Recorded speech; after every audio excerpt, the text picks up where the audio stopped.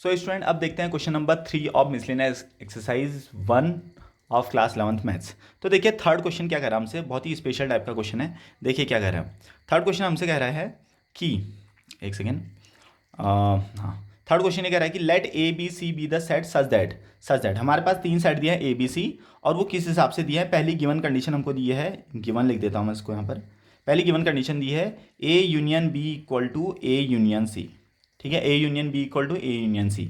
And दूसरी given condition दी है A intersection B equal to A intersection C. ये हमको दोनों क्या दी हैं, गिवन कंडीशन दी है, ठीक है। और हमसे क्या शो करो करा, show that b equal to c, ये शो करो करा, ठीक है। बहुत अच्छा क्वेश्चन है, देखते हैं, चलिए देखते हैं, समझने की कोशिश कीजिएगा इस क्वेश्चन को, देखते हैं क्या कहते हैं। देखिए हमारे पास गिवन कंडीशन जो है उसको पहले यूज़ करते हैं। गिवन कंडीशन क्या है हमारे पास, पहली जो गिवन कंडीशन है उसको यूज़ करते हैं। सॉल्यूशन देखो क्या करेंगे, A union B equal to A union C, मैंने ये लिया गिवन कंडीशन को, है ना। अब मैं क्या कर रहा हूँ कि मैं बोथ साइड इसका सी के साथ इंटरसेक्शन कर दे रहा हूँ। एक तरीका है सॉल्व करने का, मैं बोथ साइड इसका क्या कर दे रहा हूँ, सी के साथ इंटरसेक्शन कर दे रहा हूँ। A union B intersection C, A union C intersection C, मैंने दोनों तरफ क्या कर दिया, सी से उसका इंटरसेक्शन कर दिया। कुल मिला के इसमें ना हम दोनों गिवन कंडीशन को यूज़ करेंगे।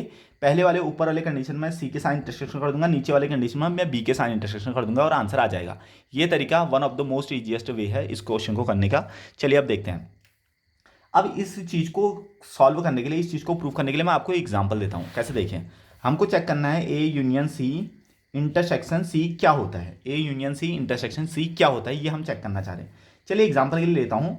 एग्जाम्पल मैंने कहा ए हमारे पास 1 2 और सी हमारे पास है, मान लेते हैं 1 2 3, ठीक है। अब देखिए दोनों का यूनियन क्या होता है, क्या होगा, पहली कंडीशन में दोनों का यूनियन क्या होगा, ए यूनियन सी हमारे पास होगा 1 2 3, क्योंकि यूनियन का मतलब होता है ऑल, है ना। अब मैं जो ये हमारे पास ए यूनियन सी आया है, इसका मैं कर रहा हूँ इंटरसेक्शन सी के साथ, मतलब इसका इंटरसेक्शन मैं इसके साथ कर रहा हूँ। तो क्या इन दोनों का इंटरसेक्शन सी ही आएगा, नहीं आएगा, यानी कि 1 2 3 आ गया। 1 2 3 इटसेल्फ क्या है, एक सी है। इसका मतलब ए यूनियन सी का इंटरसेक्शन सी ही होता है। इस चीज़ को आप याद रखिएगा, ठीक है, आगे काम आएगा इस चीज़ में।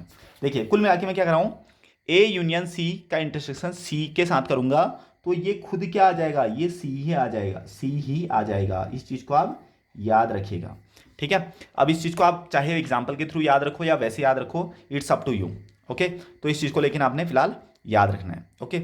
चलिए अब देखते हैं। सो स्टूडेंट अब देखते हैं जो हमारे पास ये लेफ्ट हैंड साइड है, इसको मैं और किस तरह से लिख सकता हूँ। अगर मैं सी को अंदर ले जाऊँ, क्योंकि देखो ये तीनों ही डिफरेंट चीज़ें हैं, सी को अंदर ले जाऊँ तो इसके लिए आप एक आइडेंटिटी टाइप की एक याद रखिएगा।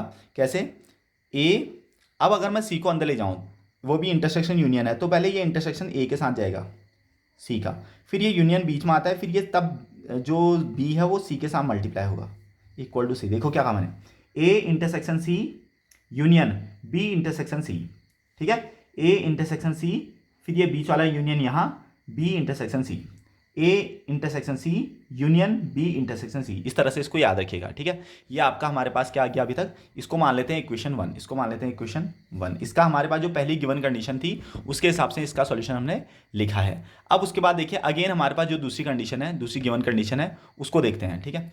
अब हमारे पास दूसरी गिवन कंडीशन क्या है कि ए यूनियन बी। चलो एक काम करते हैं, पहले जो हम फर्स्ट कंडीशन गिवन है उसी को यूज़ करते हैं, ठीक है। अगेन देखो, अगेन मैं अब क्या कर रहा हूँ, A union B equal to A union C, इसी को ही लेते हैं दोबारा, ठीक है। अब मैं इसको बी के साथ इंटरसेक्शन करूंगा, जैसे मैंने सी के साथ इंटरसेक्शन किया था, अब मैं बी के साथ करूंगा। देखो कैसे, ए यूनियन बी का मैं इंटरसेक्शन करूंगा बी के साथ। पहले वाली कंडीशन मैंने सी के साथ इंटरसेक्शन किया था, अब ए यूनियन सी किसके साथ इंटरसेक्शन करूंगा, बी के साथ करूंगा, ठीक है। चलिए अब देखते हैं। अब मैंने जैसे कि यहाँ पर पिछले वाली कंडीशन में बताया था ए यूनियन सी, अब बार बार आपको बताने की जरूरत नहीं होनी चाहिए। ए यूनियन सी का इंटरसेक्शन करूंगा सी के साथ, तो क्या आता है इसका आंसर, सी। तो वैसे ही ए यूनियन बी का इंटरसेक्शन बी के साथ करूंगा तो इस पूरे का आंसर क्या आएगा, बी, ठीक है। वहां सी आया था और यहां पर क्या आएगा, बी। देखो ए यूनियन सी का इंटरसेक्शन सी के साथ करूंगा तो आएगा सी, वैसे ए यूनियन बी का इंटरसेक्शन बी के साथ करूंगा तो आएगा बी। सिमिलर कंडीशन है ऊपर वाले की तरफ। चलिए अब देखते हैं, यानी कि इसका आंसर आ गया हमारा बी। अब इसको कैसे ओपन करते, देखो ए इंटरसेक्शन बी, पहले ए इंटरसेक्शन बी, फिर यूनियन आता है, फिर सी इंटरसेक्शन बी, है ना, सी इंटरसेक्शन बी। ये हमारे पास इतनी चीज़ें आ चुकी हैं। अब जो हमारे पास दूसरी गिवन कंडीशन दी थी, ये गिवन कंडीशन दी थी, इसका यूज़ करते हैं। इसका यूज़ कैसे करेंगे, देखो हमारे पास इसका यूज़ देखिए, तो इसमें इसको हम मान लेते हैं 2। देखिए अब क्या है, इस वाले कंडीशन में देखो बी इंटरसेक्शन सी आगे पीछे चल जाता है, इंटरसेक्शन को उल्टा सुल्टा लगा देते हैं, चल जाता है, ठीक है। यानी कि बी इंटरसेक्शन सी और बी इंटरसेक्शन सी, यानी कि हमारे पास ये वाला पोर्शन और ये वाला पोर्शन तो इक्वल है, बीच में यूनियन है। अगर ये दोनों हमारे पास किसी तरीके से इक्वल आ जाएं, अगर हम ये दोनों हमारे पास किसी तरह से इक्वल आ जाएं, ये वाली चीज़ और ये वाली चीज़, तो हम कह देंगे कि ये पूरी चीज़ इक्वल है। अगर ये दोनों चीज़ इक्वल हो जाती है तो बी इक्वल टू सी हो जाएगा, है ना। अब ये दोनों चीज़ को हम इक्वल कैसे कर सकते हैं, अब आएगा यहाँ पर हमारा ब्रह्मास्त्र यानी कि गिवन कंडीशन।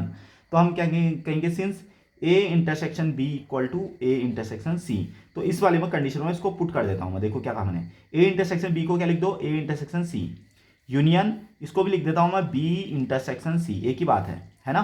तो अब इसको इक्वेशन थर्ड कह देता हूँ। अब देखिए कंपेयरिंग